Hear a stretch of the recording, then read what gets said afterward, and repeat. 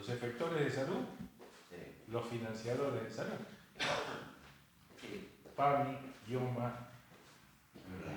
CGT, Centro Médico, Hospital de la Comunidad si quiere unir, Colegio Médico. No tengo aquí en el público, director. ¿Eh? No tengo aquí en el Le das, así que lo va, pero eso. Sí, sí, claro. Vos te moderas. Programa, yo hago de moderador. Moderador. Hace algo, yo te ayudo Lo armamos acá. Sí, hasta arriba tenemos lugar para armarlo. Entonces, Nos acompaña el presidente del Colegio de Farmacéuticos. Vamos a hablar desde lo sanitario, naturalmente. El doctor Mario de la Mayora. Estábamos conversando cómo se ven afectadas las relaciones interpersonales entre médico y paciente, entre farmacéutico y paciente, a raíz de estas disposiciones de recetas electrónicas y otros mecanismos que han generado, por ejemplo, la pandemia. Gracias, doctor de la Mayora, por acompañarnos. ¿qué tal, Felipe? No, gracias a vos una vez más por venir. Es un poco así, ¿no es cierto? Sí, yo creo que esto tiene que ver, la pandemia ha acelerado algunos procesos que quizás ya se vislumbraban desde antes y que fundamentalmente tienen que ver con el costo de la salud, ¿no? Siempre se dice la famosa muletilla de que las demandas en salud son infinitas y los recursos son finitos. Esto es así. Pero muchas veces los costos de salud requieren un estudio de sanitaristas, donde lo que se llama, los economistas dicen el costo de oportunidad es una herramienta fundamental como para llevar adelante una gestión de salud. Lamentablemente se han acelerado, como te digo, algunos procesos en la pandemia, como la ruptura de la relación interpersonal que hay entre los profesionales de la salud y el paciente. Hoy se está promocionando, y sobre todo las prepagas, digamos, como un beneficio para el paciente, un beneficio entre comillas para el paciente, la consulta a través de internet porque es rápida, porque es inmediata, porque... Acelera, pero le quita calidad. Claro, después tendremos que estudiar si eso es de calidad o no. Hay recién comentábamos de que hay tres elementos que tienen que jugar en salud, que es la eficacia, o sea, que un tratamiento, que una intervención médica, farmacéutica sea eficaz, que sea eficiente. ¿Qué significa esto? Que más allá de que cumpla los objetivos, que sea eficaz, sea eficiente al menor costo posible y que sea equitativo. Esto último a veces es lo que más cuesta lograr, o sea, equitativo significa que todo el mundo tenga acceso a la salud. Estos son los tres elementos.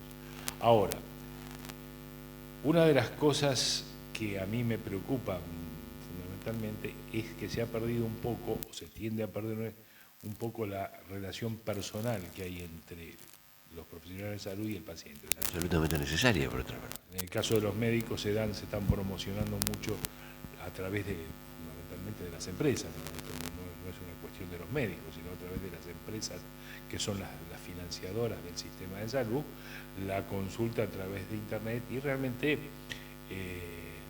yo no soy médico, pero me parece que estamos rompiendo con algunos elementos básicos que tiene el médico, que es la semiología y la relación, si se quiere, personal, que le permite al médico tener un diagnóstico. Y una evolución diaria, visual. No, y aparte un diagnóstico mucho más objetivo. No es lo mismo tener a la persona a través de una pantalla que tener a una persona sentada en un escritorio o en una camilla. Y con respecto a los farmacéuticos, se están promocionando, y esto sí te puedo decir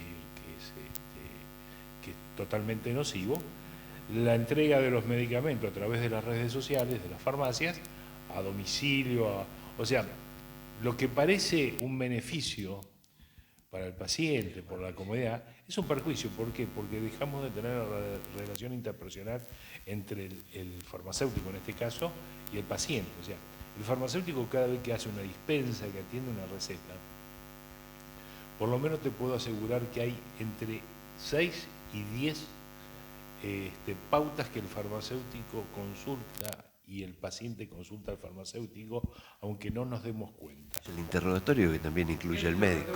Y que tiene que ver fundamentalmente, que tiene que tener fundamentalmente con el éxito del tratamiento farmacoterapéutico que eligió el médico.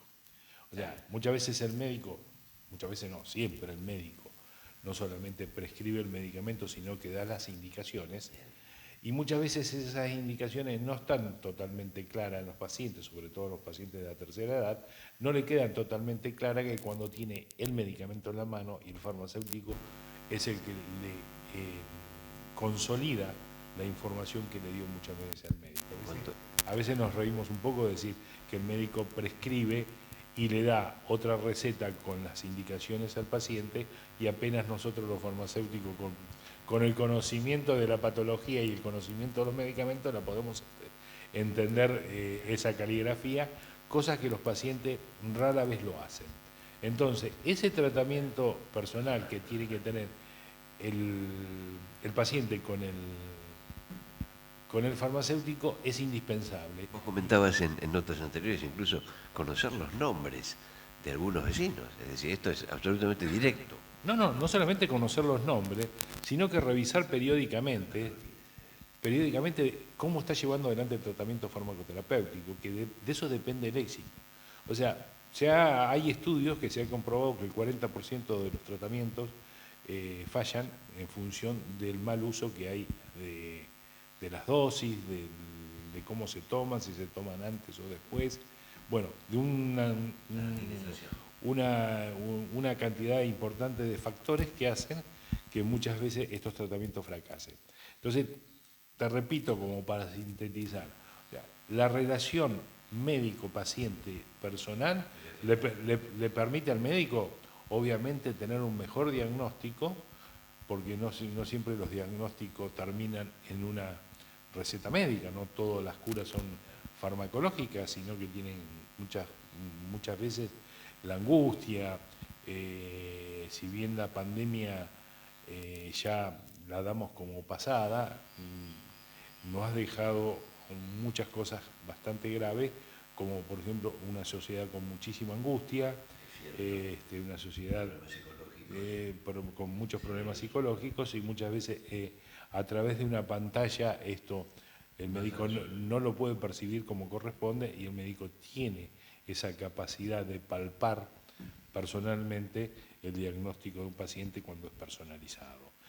Y por supuesto, en la polifarmacia como tenemos hoy, porque hoy la polifarmacia existe, una persona adulta mayor está tomando entre 4 y 6 medicamentos por día, es muy necesario el seguimiento de ese tratamiento farmacoterapéutico, que no se lo puede hacer un cadete que le lleva los medicamentos a la casa, ni aquel que le capta la receta por cuestiones que no vienen al caso a la entrevista esta, pero que sí que con cuestiones de mala ética y de mala forma.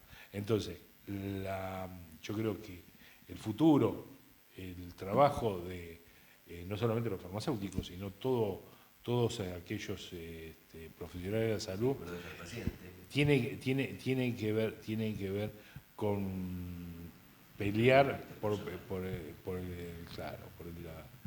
tener la relación interpersonal con el paciente.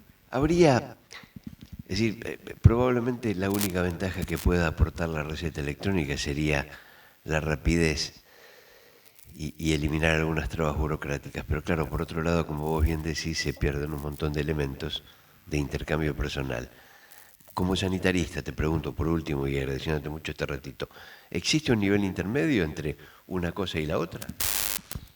Sí, por supuesto, siempre existe un nivel intermedio y siempre todo aquello que se programa, se promueve, tiene una base teórica positiva. El tema es cuando lo llevamos a la práctica. Generalmente las recetas electrónicas, por ejemplo, hablamos, prácticamente el 95% de las recetas electrónicas están hechas por personas que no tienen la capacidad del médico. O sea, ¿por qué? Porque la repetición de la receta están hechas por los secretarios, porque los médicos, sobre todo en el PAMI, te digo, copian y pegan, a veces copian mal y pegan mal, y a veces copian, pegan y derivan. ¿Qué significa esta copia, pegan y derivan? Copia, pega y le dice, en tal lado le van a dar los medicamentos. Crean, digamos, canalículos de derivación de receta donde el paciente con mucha angustia, con mucho más angustia, sumada a la angustia que le dio la pandemia, la angustia social que tenemos, bueno, no vamos a describir digamos, todos los factores de angustia que tenemos en nuestra sociedad, también le crea la angustia de la dependencia a través, dice, si usted va allá, va a tener tal beneficio, y si va allá, o sea, si usted va a una farmacia va a tener tal beneficio, y si va a otra farmacia, ese beneficio se lo vamos a quitar. Estamos haciendo negocio. Estamos haciendo negocio. Esto lamentablemente lo estamos viendo porque que seamos profesionales de la salud no quiere que seamos todos buenos. También hay profesionales de la salud que tienen algunas causas que deberían explicar. Y lamentablemente en nuestra profesión también tenemos algunos que hacen eso. ¿Qué significa esto? Que si van a determinada farmacia, usted olvídese, yo le hago la receta y lo único que tiene que esperarlo en la casa. Como intentando simplificar.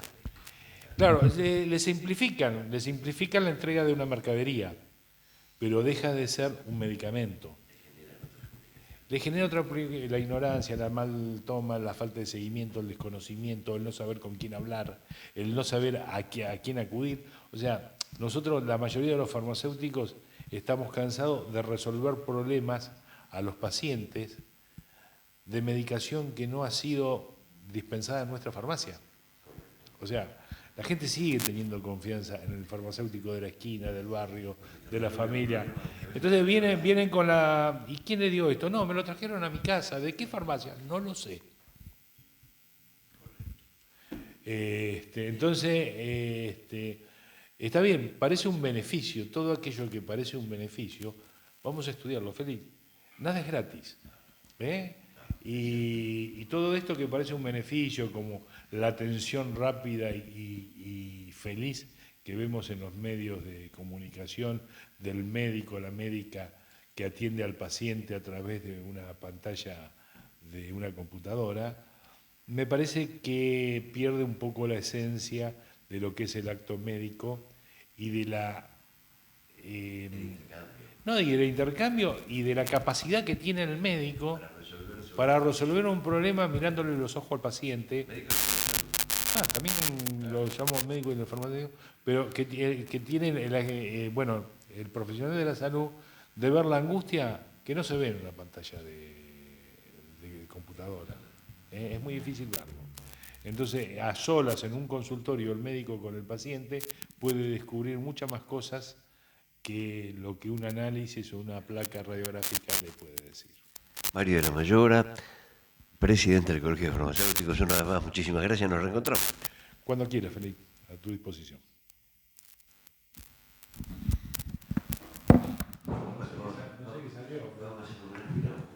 Me estoy metiendo, no, estoy defendiendo bien al médico.